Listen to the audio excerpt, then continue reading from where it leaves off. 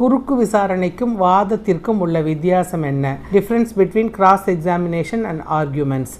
Cross examination குறுக்கு விசாரணை அப்படிங்கிறது, குறுக்கு விசாரணை என்பது எதிர்த்தரப்பினரை நமது வழக்கறிஞர் கூண்டில் ஏற்றி குறுக்கு விசாரணை செய்து அவர் வாயாலேயே நம் வழக்கிற்கு தேவையான உண்மைகளை வரவழைப்பது தான் குறுக்கு விசாரணை அப்படிங்கிறது. நம் வழக்கு ஜெயிப்பதற்கு நமக்கு சாதகமான விஷயங்களை அவர் வாயிலிருந்து வரவழைப்பது குறுக்கு விசாரணை.